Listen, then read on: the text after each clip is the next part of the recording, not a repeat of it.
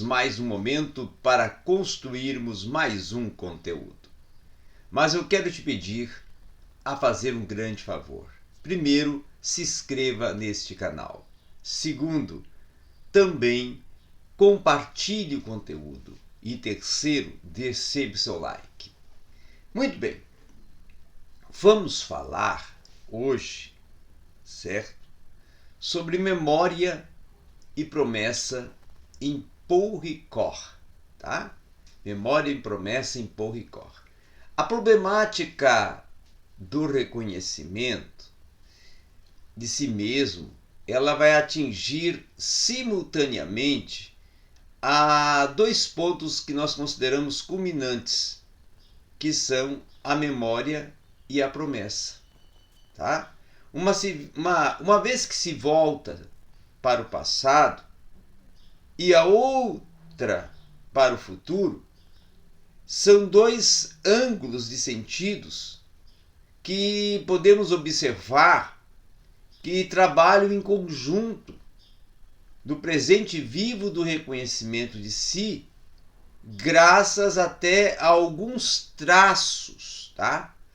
Que nós podemos colocar que são possuidores de algo em comum, de algo que lhes converge. Então, em primeiro lugar, quando nós trabalhamos com a lembrança, né, com aquele poder prometer, pautado no poder lembrar também, que aí é o fator memória, tá? Surge alguns problemas quanto a ênfase vai se recair principalmente na efetuação, em como vai ser efetuado, como que vai ser conquistado, como que vai ser alcançado, tá? E aí dentro dessa proposta, eu vou trabalhar com o traço do momento da efetuação. A memória, a promessa vão se colocar de modos diferentes na dialética entre a mesmidade e a ipsiedade, tá? E esses dois valores constitutivos da identidade pessoal com a memória, e a ênfase é posta na mesmidade, sem que a característica máter da, vamos dizer assim, da identidade pela ipseidade esteja totalmente ausente, com a promessa e a prevalência da ipseidade, que ela é tão, vamos dizer assim, maciça, que a promessa é facilmente evocada como um paradigma da ipseidade. Então, por fim, nós podemos observar que esse traço não é menos importante, mas ambos vão ter relação com a ameaça de um negativo constitutivo do conteúdo, de sentido o esquecimento até para a memória. E aí a traição para a promessa, tá?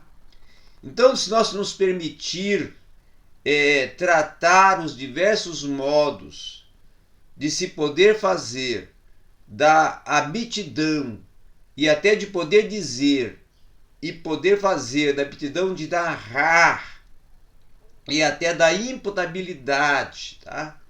Sem atribuir-se um peso igual aos não poderes, vamos poder observar que há uma correspondência que até seria o objeto de crítica se ele tivesse de ser levado e fosse conduzido em consideração as dimensões psicológicas, sociológicas e, sobretudo, pedagógicas em exercício efetivo dessas capacidades. Então, nós não podemos nos permitir esse tipo de impasse com a memória e até com a promessa, porque há algo contraditório que vai ser sempre lembrado no cumprimento de uma promessa e de uma sombra no negativo que irá acompanhar todos os nossos passos nesses dois registros da análise.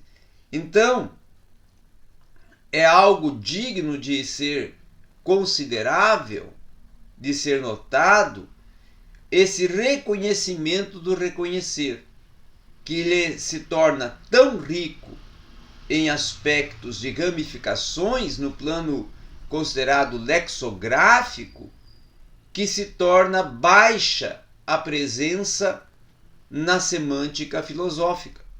E aí vai se chegar novamente à dignidade do filosofema, tá? De pleno direito com a questão do reconhecimento das imagens do passado, que já na introdução nós vamos evocar esse momento bergnosiano, né, do reconhecimento. E depois, claro, o momento kantiano da recognition, tá? Da recognition, que vai ser o evocador de um estudo precedente antes até do momento hegeliano, certo? E será também o promovedor da grande égide de Bergson e de seu tema de reconhecimento das imagens. Então, com Bergson se ressurge a força, a noção grega da anamnesis, com a sua glória e com as suas armadilhas. No percurso até que nós podemos propor de momento bergnosiano, né, que coroará e coroa, né, uma série de análises prevenientes da pergunta que, então, de que me lembro, e da pergunta como, e como a recordação dessa lembrança que garante essa dinâmica da rememoração ocorre. Então, será com a pergunta quem se lembra que o reconhecimento da lembrança vai se igualar ao reconhecimento de si e o momento bergosiano decelará essa aliança? Então, as anterioridades da pergunta que tornam-se familiares desde a análise colocada sob o título do homem que é capaz, em que o desvio pelo exterior preceda regularmente o retorno sobre si mesmo, e essa ordem vem a conver ou convir, além disso, numa abordagem considerada fenomenológica em geral e em virtude do princípio dessa intencionalidade que ainda vai se tornar um grande achado aplicado aos fenômenos menomônicos, tá? De um desvio pelo exterior que irá levar à frente a lembrança como vertente objetal da memória. Então essa fenomenologia ela vai reatar uma distinção familiar à língua grega entre a mnemne e a mnemnesis, tá?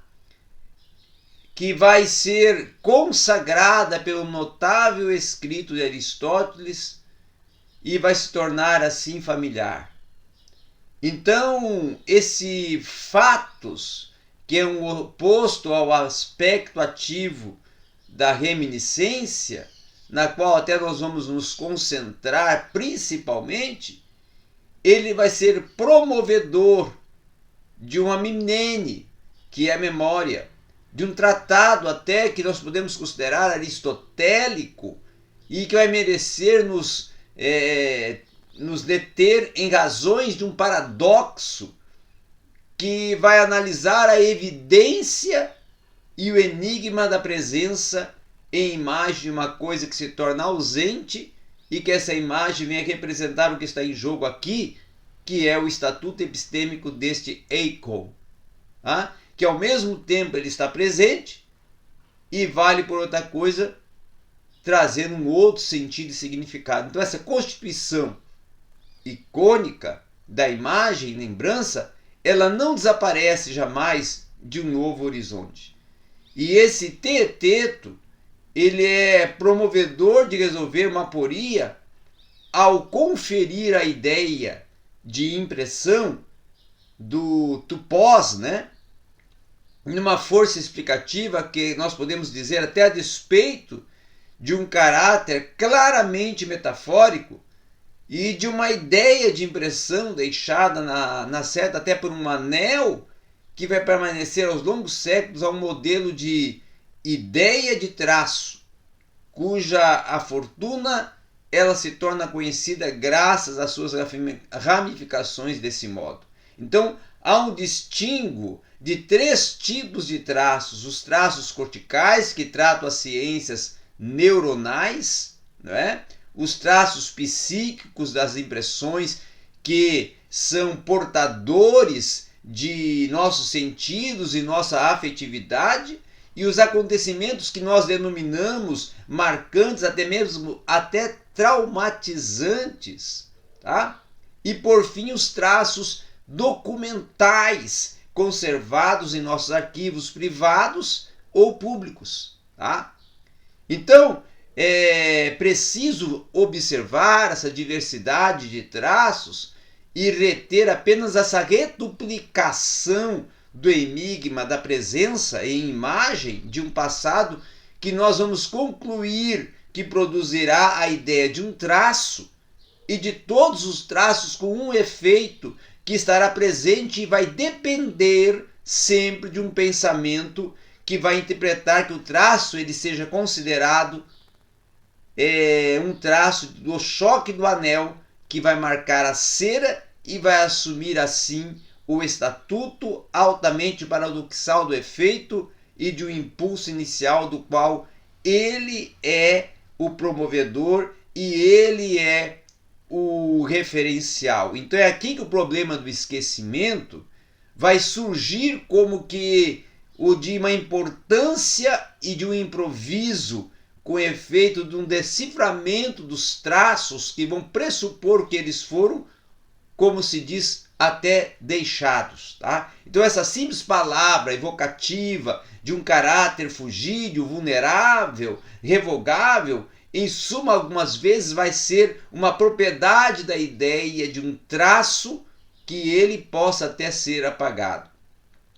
Com essa ideia inquietadora da ameaça, de um apagamento inclusive dos traços, de uma ameaça de esquecimento que vai se impor, certamente vai surgir muitas formas de um esquecimento que vão dizer até a respeito ao apagamento de traços, mas que a astúcia e a má consciência também vão promover muitas aparências de apagamento que não vão concorrer senão para a dissimulação daquilo que permanece, pelo contrário, não é? Inapagável na experiência memorial.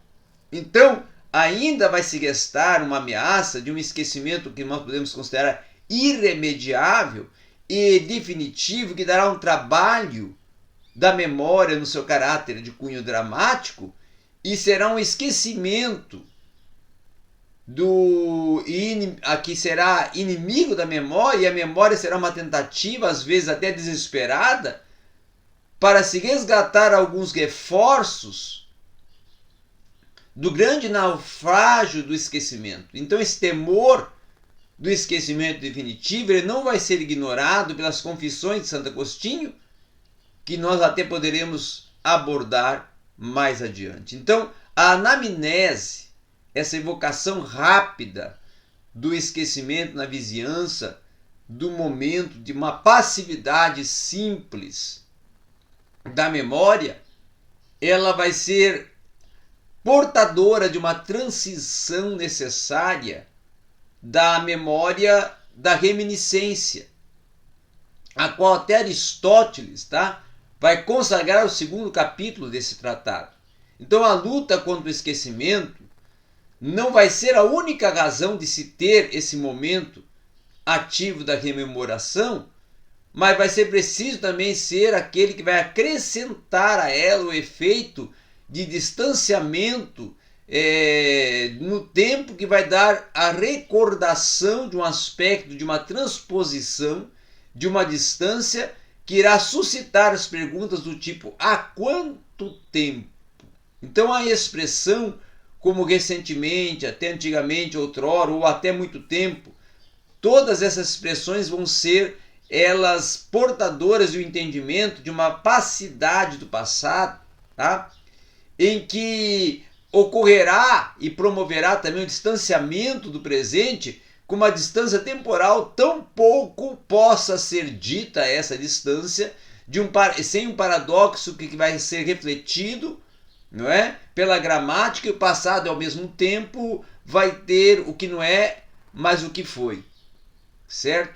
Então, quanto às operações de um pensamento que estão envolvidas nessa reconquista do passado, até as quais que Aristóteles vai descrever como uma dinâmica de possibilidades de percorrer o intervalo, os dois sentidos, a partir até de qualquer ponto do tempo que vai ser tornado como baliza, predominância dos procedimentos associativos que o imperismo britânico privilegiará, mas também que será um recurso ao raciocínio e ao cálculo, né? Ao cálculo nas avaliações dos lapsos de tempos decorridos. Então, Aristóteles não vai nos dizer como obtemos a garantia de que nossa busca, no caso mais favorável, foi coroada de sucesso. Mas essa garantia ela estará ligada à experiência de um reconhecimento qual o próprio Bergson será o anunciador.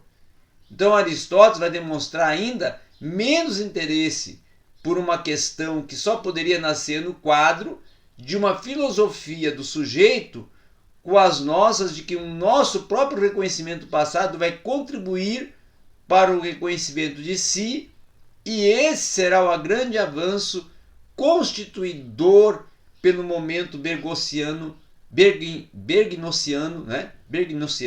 do reconhecimento. Então, aquém dessa questão radical, o estudo da recordação teve e terá três grandes momentos, com associacionismo, principalmente na época do empirismo inglês, com a psicanálise considerada inclusive uma prática e em sua teoria, por sinal, por fim, com a fenomenologia husserliana. Tá? Então é interessante alguma coisa do associacionismo encontrar um eco na filosofia pós-cartesiana e a sua tendência a tratar os fenômenos da memória na trilha da imaginação e ela própria ser tornada suspeita. Tá? Então, se o corpo humano for afetado uma vez por dois ou vários corpos simultaneamente, assim até que a alma venha a imaginar mais tarde um dos dois, recordar-se-á também pelos outros, tá? E é sob esse signo da associação de ideias que são colocadas como uma espécie de um curto-circuito entre a memória e a imaginação que essas duas recordações estarão ligadas por contingências, tá? E serão promovedoras de evocar uma delas, portanto, a imaginar e invocar a outra, portanto, a lembrar-se. Então, um imagina e a outra lembra. E a memória será, então, reduzida a uma recordação que vai operar, assim, na trilha da imaginação. E essa imaginação tomada em si mesma, ela estará situada no ponto baixo da escala de modos e até de conhecimentos e sob o título das afeições submetidas ao regime do encandeamento de coisas exteriores do corpo humano, como salienta o escolho que nós podemos dizer que é um encandeamento que se dá seguindo a ordem de um encandeamento de afecções do corpo humano para distingui-lo do encandeamento das ideias que se dá seguindo a ordem de um entendimento. Então essa declaração ela se torna mais notável, por quê? Porque se pode lembrar até de Spinoza, numa magnífica definição do tempo, ou antes da duração, como sendo uma continuação da existência. Tá? E aí, para nós concluirmos, podemos dizer que isso é surpreendente, porque a memória não seja e não esteja até relacionada com a sua apreensão do tempo. E essa declaração de Spinoza nos dará uma grande vantagem ao mecanismo, porque será aquela que vai encontrar a contrapartida nas abordagens mais dinâmicas, a qual até a própria análise aristotélica da anamnesis será reservadora de um lugar. Então é aqui que nós podemos dizer que surge um momento de se reconhecer a dívida, né, para com a psicanálise, primeiro no nível de sua prática e segundo no nível de sua teoria. E aí, partindo de uma prática, observe-se que o recurso ao sonho é característico de uma terapêutica freudiana que vai implicar a recordação das lembranças diurnas ao preço de todos os remanejamentos de uma transposição que vai pressupor e consignar a parte do pacto terapêutico de dizer tudo que vale como uma disciplina do exercício da recordação. Então era isso que nós tínhamos para tratar hoje, aqui junto contigo, nesse espaço que nós temos aqui. Obrigado.